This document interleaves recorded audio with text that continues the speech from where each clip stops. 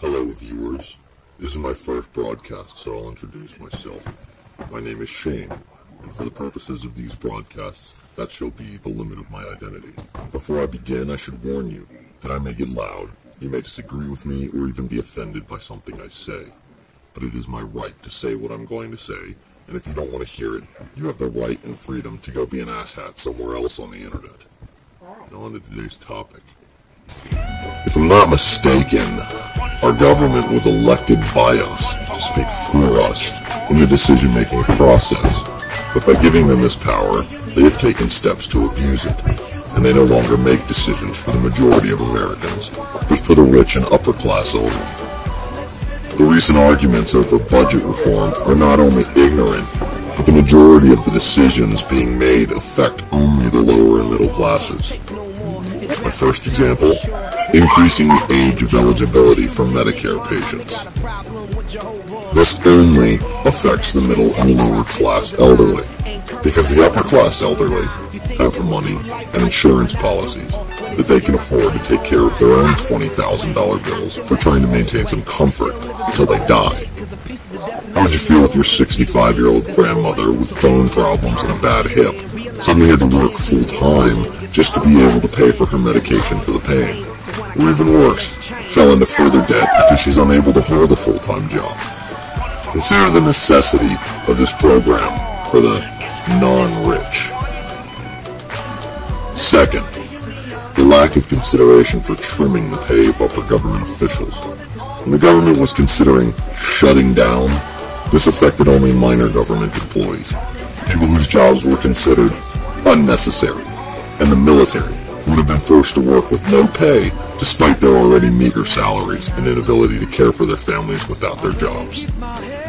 Guess who it wouldn't affect at all? The people making the decision. The president would still have the same pay grade and the same benefits. All of the Congress members, including those who were checking their Facebook and playing solitaire, looking at baseball scores during their oh-so-busy 3-day work week, while they were supposed to be discussing and considering budget reform, they still get to make their six-figure paychecks. You want a budget reform? How about capping the congressman's pay at $65,000 or $70,000 per year?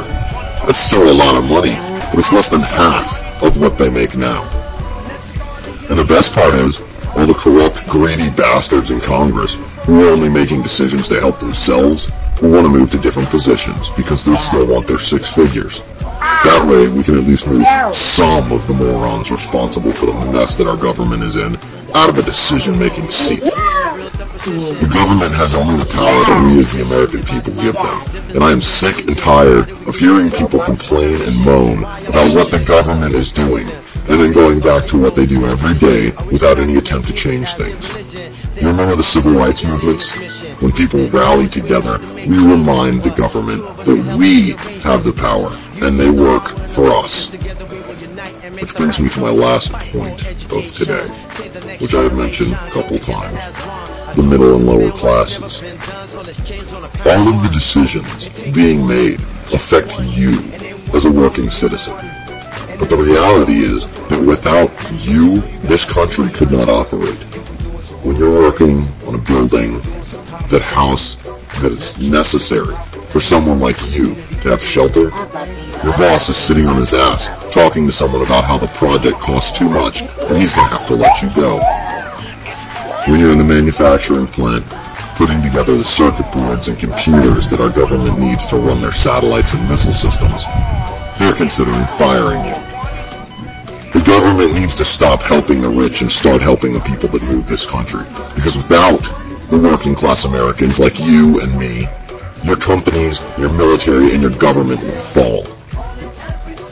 You are the background and the foundation of this country, and without you, our government has no power. One person can speak the truth, one person can open your eyes, but only together can you change your country for the betterment of you and your children. The government is not America. The working class is America. Your children are America's future, and that means that you are America.